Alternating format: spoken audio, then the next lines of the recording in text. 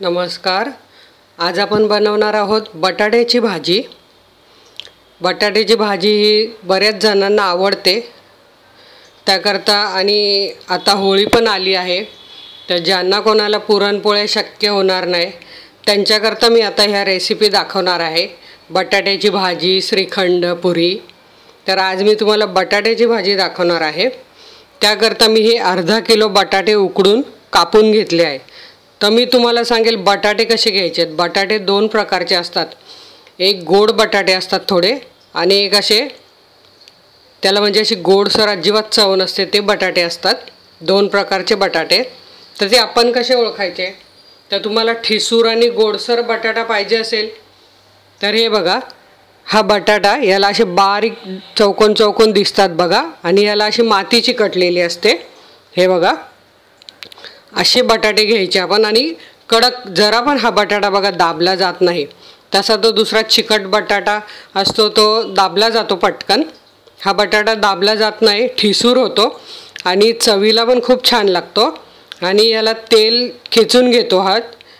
तसा तो चिकट बटाटा तेल जर आपण घातलं तर ते असं सगळी चिकट अशी भाजी होते आणि तेल पण सगळं आपल्या घशाला लागतं.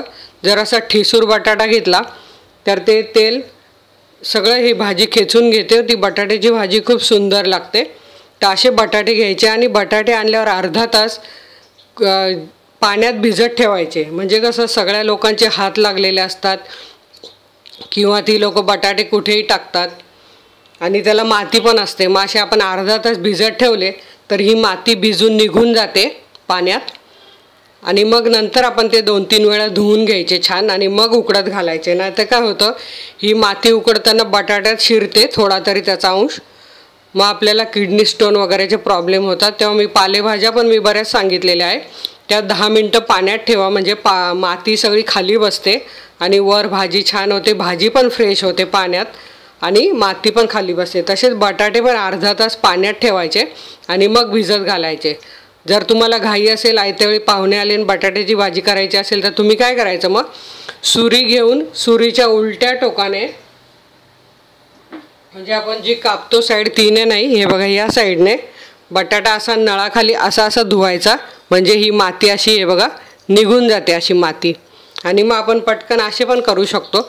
जसं आपल्याला टाईम असेल त्याप्रमाणे आपण बटाटे भिजत ठेवायचे किंवा नळाखाली धुवून उकडून घ्यायचे. तसे मी हे अर्धा किलो बटाटे उकडून घेतलेत आता गरम गरम. त्याच्याकरता मी ह्या तिखट मिरच्या घेतल्या आहेत. 10 मिरच्या कापून घेतल्या आहेत. आणि त्या कशा कापल्या आहेत मी, हे बघा अशी मध्ये एक चीर दिलेली आहे. म्हणजे भाजी छान तिखट लागते. आणि तिखट मिरच्या घेतल्या आहेत मी. कशी गोड श्रीखंडपुरीबरोबर भाजी तिखटच पाहिजे. त्याकरता मी ह्या तिखट मिरच्या घेतल्या आहेत. तुम्हाला जर फिक्क्या मिरच्या घ्यायच्या असेल तर तुम्ही पोपटी रंगाच्या मिरच्या येतात त्या घेऊ शकतात. हे मी 10-15 कढीपत्त्याची पानं घेतलेली आहे फोडणी करता. 1 टीस्पून मोहरी घेतली आहे. 1 टीस्पून जिरं घेतलं आहे. चवीप्रमाणे मीठ घेतलं आहे. ही भरपूर कोथिंबीर घेतली, अशी हिरवी मस्त गावठी कोथिंबीर आहे. हे 1 मोठा चमचा तेल घेतलेला आहे मी भाजीला फोडणी करता. ही मी घेतली आहे 1 टीस्पून हळद, पाव चमचा हिंग आणि अर्धा चमचा जिरा पावडर घेतलेली आहे. आणि ही मी साखर घेतलेली आहे. कारण एवढी थोडीशी साखर घेतली आहे, पण भाजी खूप छान लागते. बघा तुम्ही करून तुमच्या मुलांना तर फार आवडेल. नसेल घालायची तर काही हरकत नाही, नाही घातली तरी चालेल. पण कधीतरी अशी ट्राय म्हणून करून बघा अशी भाजी साखर टाकून. आणि मी कांदा घालत नाही या बटाट्याच्या भाजीत, कारण माझ्याकडे फक्त डोस्याबरोबर भाजी खाताना त्यात कांदा घालते. बाकी एरवी मी कधीही भाजी बनवते ती अशीच भाजी बनवते, तीच मी तुम्हाला दाखवते. आता आपण भाजीला फोडणी देऊन घेऊया. हे बघा मी इथे गॅस पेटवलेला आहे. आता आपण यात तेल घालूया गरम करायला. तेल छान गरम होऊ द्यायचं आहे.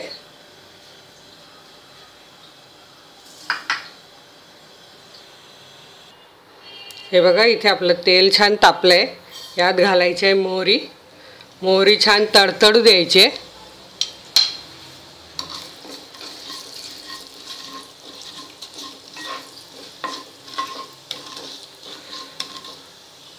मी ही बारीक मोहरी वापरते. हिला मारवाडी राई म्हणतात. कारण ही चवीला छान लागते, माझ्याकडे तीच आवडते। हे बघा मोहरी तडतडायला लागली, मी गॅस बारीक करते आणि मग जिरा घालते। जिरंही आपल्याला छान फुलवून घ्यायचं आहे।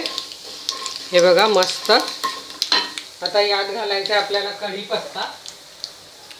कढीपत्त्याला मी घालते आणि झाकण ठेवते, म्हणजे कढीपत्त्याचा वास आणि तेल उडून जात नाही।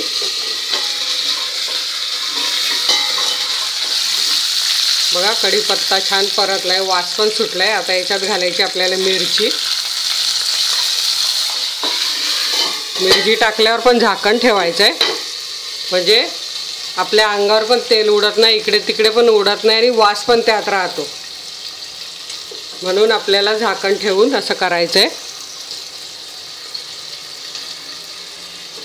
आता आपण झाकण काढूया आणि हलवूया।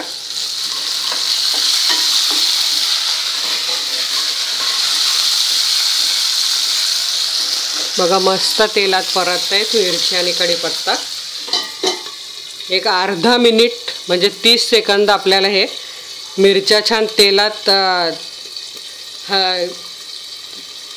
आपल्याला छान होऊ द्यायचं आहे। त्याने काय होईल, भाजीला तिखटपणा येईल तेलात मिरची फ्राय झाल्यामुळे। हे बघा इथे अर्धा मिनिट झाला आहे। बघा असा तिखट वास सुटलाय मस्त।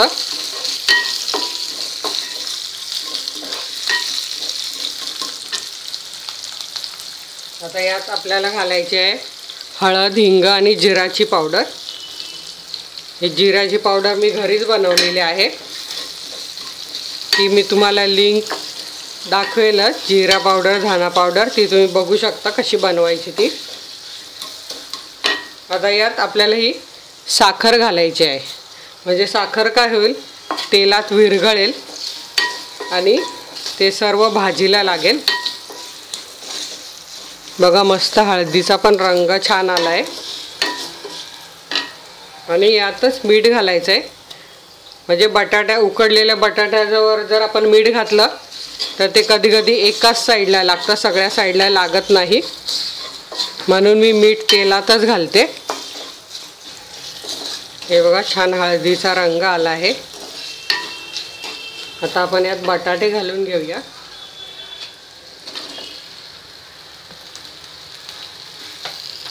तुम्हाला पाहिजे त्या आकाराच्या तुम्ही फोडी करू शकतात बटाट्याच्या।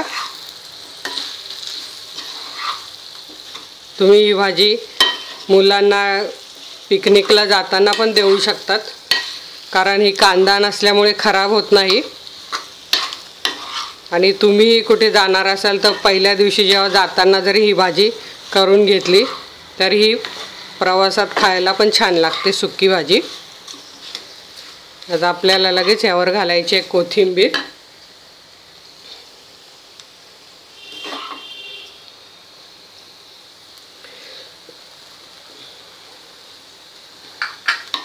मस्त भाजीचा वास सुटलाय, तिखट गोडसर असा छान। काही छान आपल्याला मिक्स करून घेऊया।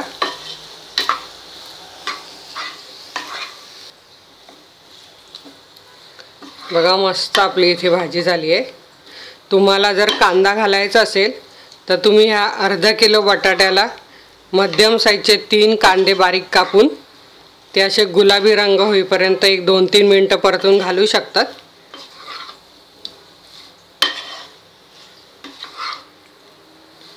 कारण पुरी बरोबर खायची असेल तर अशीच भाजी छान लागते। आणि आता आपल्याला हिला 2 मिनिटं एक वाफ देऊन घ्यायची आहे, म्हणजे सगळं मसाला, साखर, मीठ सगळं मिक्स होईल तिखटपणा। तर आपण 2 मिनिटं वाट बघूया। आपल्या भाजीला 1 मिनिट झालंय, आपण उघडून बघूया। अशी छान हलवायची आहे, म्हणजे सगळे बटाटे छान मिक्स होतील।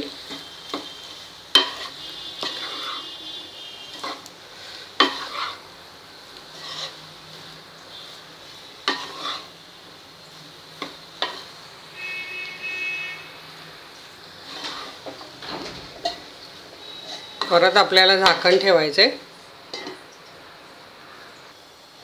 हे बघा आणखी 1 मिनिट झाला आहे. आता आपण झाकण उघडूया. बघा मस्त भाजीचा वास सुटलेला आहे.